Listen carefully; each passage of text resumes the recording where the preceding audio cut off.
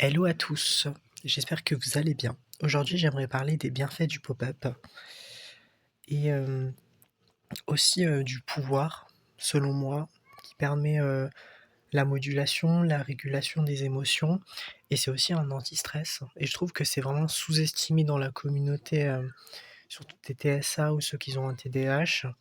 Ça permet aussi de lutter contre l'ennui, contre tout type d'émotion. Ça peut pas forcément être l'anxiété ou le stress, mais plutôt quand je suis vraiment en période de perturbation. Et même le fait d'être en contact avec la matière, de la toucher, de pouvoir la modeler à ma guise, presque la transformer. C'était comme si j'étais en interaction directe avec la matière. Ça procure un effet d'ancrage et d'apaisement par rapport au corps. Je trouve ça très utile. Et le bienfait numéro 2 que je pourrais rajouter, c'est qu'il est transportable. Ça veut dire que vraiment je peux le ramener partout, que ça soit dans les transports, heu, si par exemple je fais un pique-nique et ça me permet, aussi un peu de désacraliser cet objet-là. Par exemple, quand des personnes peuvent me poser la question du pourquoi, du comment je ramène cet objet-là, bah, je peux leur dire tout simplement que c'est satisfaisant et que j'aime bien, enlever les bulles et les recréer à l'infini. Et c'est plus, peut-être acceptable socialement de justifier ça par, l'effet anti-stress plutôt que par un objet de régulation pour un autiste ou une personne qui a un TDAH.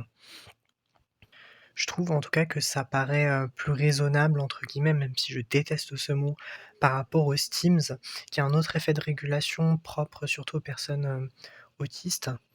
Et qui peuvent être perçus comme, un caprice ou, une désorganisation alors que c'est juste le corps qui compense pour, essayer de trouver un équilibre. Surtout quand l'esprit est saturé et qu'on n'arrive pas à gérer le surplus, d'informations. Les couleurs aussi ont leur importance puisque ce sont des tons très vibrants, très éclatants et même au niveau de l'œil, je trouve que, la perception elle se fait directement et qu'on n'a pas besoin de se concentrer pour, pouvoir le pratiquer. Donc encore un effet, positif. Ma couleur préférée, ça va toujours rester le bleu, le vert. Je dirais que c'est un vert menthe, si je me trompe pas. J'ai aussi des problèmes, par rapport à la perception de la couleur. Je sais qu'il y a certaines nuances que j'arrive pas à percevoir. J'aime beaucoup décomposer ces couleurs en 5 segments. Donc celui-ci, que vous voyez au milieu, ça va correspondre à la neutralité. Donc c'est comme si je faisais un exercice d'ancrage avec une association des émotions qui représente chaque couleur. Donc il y a vraiment des symboles spécifiques que moi j'associe et que je trouve très pertinents et très fun aussi. Et c'est un effet un peu moins culpabilisant et dramatisant. Donc c'est un objet qui peut être assez psychologique, mine de rien, même si fortement sous-estimé dans la communauté.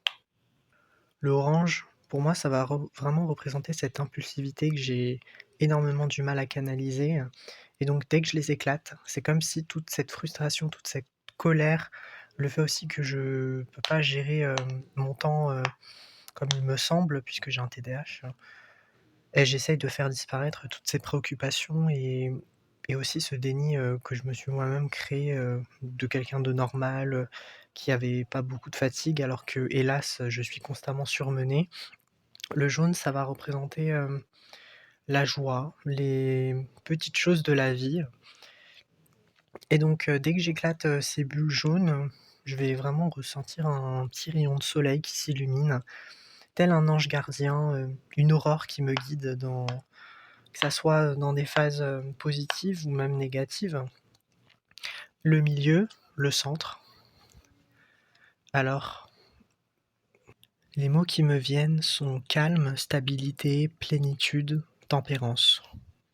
Ça va vraiment, assurer l'équilibre entre cette action, cette joie de vivre et le calme, le repos et la conscientisation, des émotions négatives qui seront, plutôt, à droite qu'à gauche. Le vert foncé va être, l'acceptation de ce qui se passe, hein, sans forcer, sans faire le moindre effort. Hop, 1, 2, 3, 4, 5. Voilà, j'accepte. Vous voyez comme c'est hyper satisfaisant?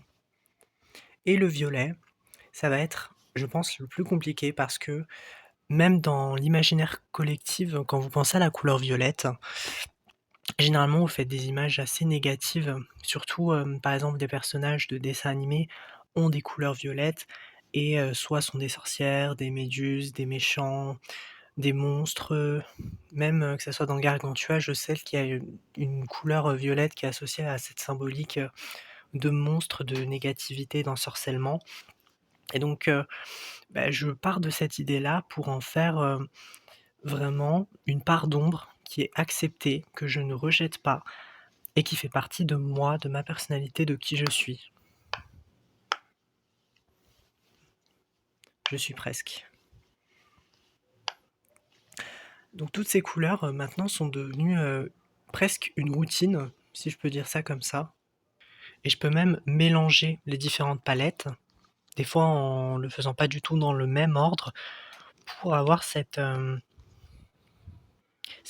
infinité de courage pour commencer ma journée. Donc généralement, je le fais le matin ou le soir, mais généralement, je le fais plutôt le soir parce que, c'est là que les émotions négatives commencent à émerger, d'où le stress du matin, plus le fait que, par exemple, je peux sortir et j'ai vraiment besoin de me calmer, d'avoir, ce moment de ressourcement et quand je le fais, je ne pense à rien, hormis, à éclater des bulles.